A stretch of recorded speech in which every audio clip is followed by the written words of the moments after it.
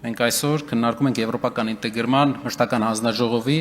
նախագահի պաշտոնում Արեգա Հովսեփյանի թեկնածությունը։ Ինչպես ենք ընտրել Տիկին Հովսեփյանի թեկնածությունը։ Նախ մենք մտածում էինք, որ պետք է լինի դիվանագետ։ Եվ նայելով նրա կյանքի անցած ճանապարհը, նա կրթությունը համ բակալավրիատը, համ մագիստրատուրան գերազանցությամբ ավարտած, Մասաչուսեթսի Բոստոն քաղաքում Տավցի համալսարանի դիվանագիտության դպրոցը ավարտած, Արցախի հանրապետությունում եւ Հայաստանի հանրապետությունում արտաքին գործերի նախարարությունում աշխատած մարդ է, ով պրոֆեսիոնալ է դիվանագիտության մեջ։ Մյուս մեր հանձնաժողովների ղեկավարները տարածքային կառավարման հանձնաժողովի ղեկավարը, տարածքային կառավարման նախարարության համակարգման տակ գտնվող ամենամեծ ընկերության պատասխանատուն է։ Ֆինանսական եւ բյուջետային հարցերի հանձնաժողովի ղեկավարը, մաքսային մեթոդաբանության մասնագիտության հիմնադիրն է Հայաստանում։ Իհարկե, պարոն Ֆարմանյանից մենք դժգոհ ենք, ոնց չի ֆայմել, որ այդքան տարի մաքսայինում աշխատել է, վերջում չի ելել շենքեր սարքել իր համար, չի ելել Երևանի կենտրոնի կեսը առել, այլ գնաց է դասախոս աշխատել մարդը։ Շատ գիտեք մաքսայինից ելած մարդ, որ գնաց է վերջում դասախոս աշխատում այսքան տարի։ Ես չգիտեմ։ Ինքը եզակիներից է։ Այդ պատճառով մենք առաջարկում ենք ձեր թեկնածուների մեջ մարդիկ կան, ովքեր մաքսայինից ելել են եւ միլիոնավոր դոլարների ներդրումներ են անում Հայաստանում։ Մեծ ներդրող են դառել Հայաստանում։ Երևի, ինչպես շատ հաճախ մեր ԿՊԱ-ական գործընկերները ասում են, մինչև հեղափոխությունն են արդեն գործերը լավ, ուղղակի հեղափոխությունից հետո ավելի լավացավ։ Մենք բոլոր ուղղությունները վերցրել ենք ոլորտի մասնագետներ, ոլորտի պրոֆեսիոնալներ։ Կար մեծ, կարող էինք ձեր մոդելով գնայինք, ամենայն արգանքով բոլորի հանդեպ ձեր առաջարկած թեկնածուների մեջ մեկ հոգի ես տեսա, որ մասնագիտական, մինչև այս եղած թեկնածուների մեջ, որ այդ մասնագիտությամբ պրոֆեսիոնալ էր ու հանձնաժողովում է։ Մնացողը այդ մենք ունենք արվեստաբան, ով առողջապահությամբ է զբաղվելու, մենք ունենք այլ մասնագիտություններ։ Սա մոտեցում է ձեր ընդհանուր կուսակցության։ Դուք չեք նայում պրոֆեսիոնալիզմով, եթե ազնիվ լինենք։ Դուք նայում եք, մարդը հարմար է, վստահելի է այդ պոզիցիայով, թե ոչ։ Եվ դա քննարկելի է, որովհետև ձեր վերջի քաղաքականությունը, վերջի տարիների ամբողջությամբ է ասում։ Ինչ վերաբերում է Եվրոպական միության ինտեգրացիային ու մեր մոտեցմանը, ինչպես ենք մենք տեսնում։ Եվրոպական միությանը ինտեգրացիային ու Եվրոպայի ընդհանուր համակարգի ինտեգրացիա մենք ուզում ենք տարանջատել։ Եվրոպայում կա 3 երկիր, որոնք ունեն շատ հետաքրքիր փորձ։ Առաջինը Նորվեգիան է, երկրորդը Շվեյցարիան, երրորդը Միացյալ Թագավորությունը։ Այս երկրները Շվեյցարիան, Նորվեգիան իրենց օրինակներով մի մոդել են ընդունել։ Իրենք չեն մտել Եվրոպական միություն, որովհետև համարել են, որ Եվրոպական միությունը քաղաքական կառույց է, բայց բոլոր իրենց ինստիտուտներով ինտեգրված են եվրոպական համակարգի մեջ, եվրոպական ազատ տնտեսական գոտու մեջ։ Ինչ է սա տվել։ Շվեյցարիան զերծ է մնում յուրաքանչյուր քաղաքական բախումներից, բոլոր բախումներից։ Նորվեգիան գտնվելով Արկտիկայի մոտ զերծ է մնում հակադրություններից։ Միացյալ Թագավորությունը այլ ճանապարհ է ընտրել։ Ինչն է Հայաստանի ճանապարհը։ Մենք տեսնում ենք, որ հայկական բոլոր ինստիտուտները մեր երկրի մենք պետքա տեղայնացնենք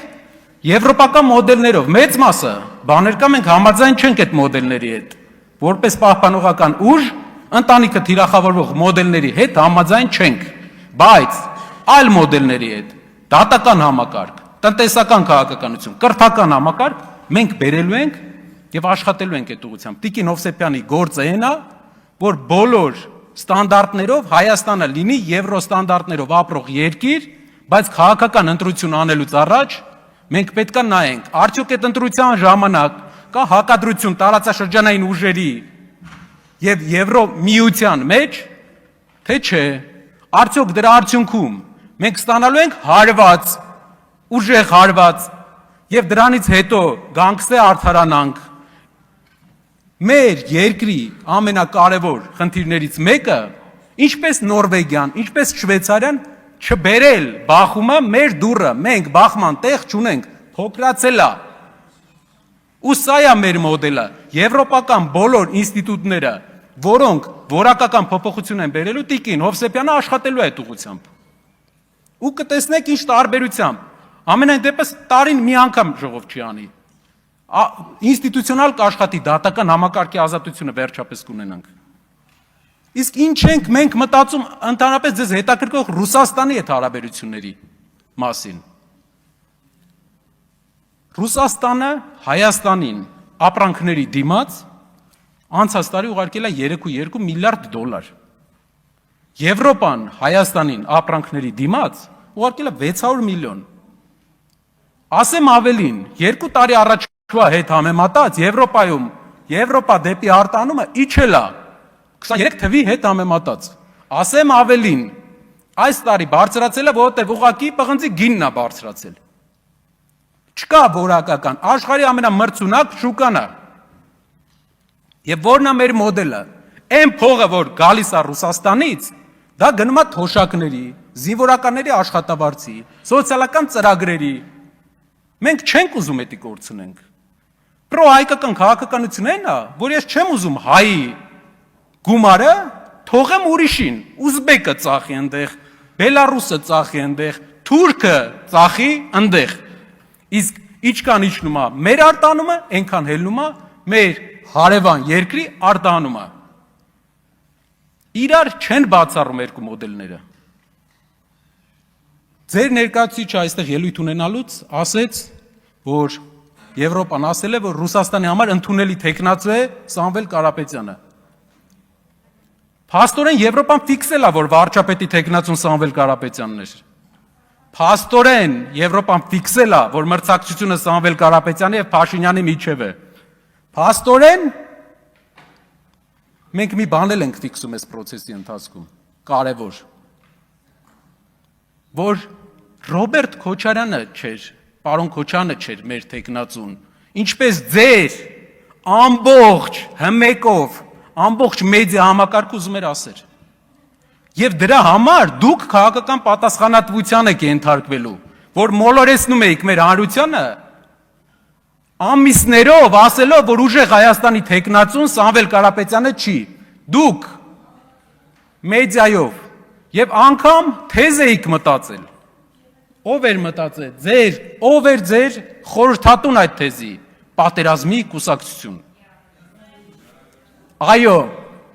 իսկ գիտեք ով է պատերազմի կուսակցությունը։ Վերջի 8 տարվա ընթացքում 3 պատերազմ բերած կուսակցությունը։ Եռապատերազմի կուսակցությունը ԿՊՆ,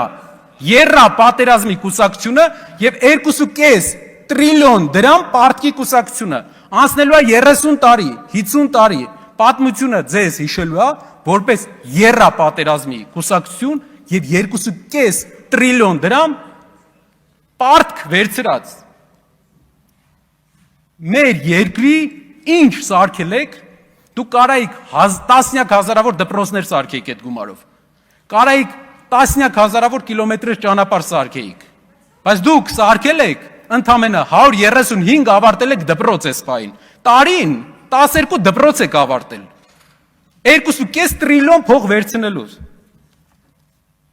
Երբ որ խոսում ենք քարոզչական թեզերից, պետք է հիշենք, որ քարոզչական թեզերը երկու թև ունեն։ Եվ այն քարոզչական թեզը, որը դուք ժողովրդին մանիպուլացնելով այսքան տարաք, այսօր այս հողի վրա մենք մեր ներկայությամբ եւ Եվրոպական միության հաշվետվությունը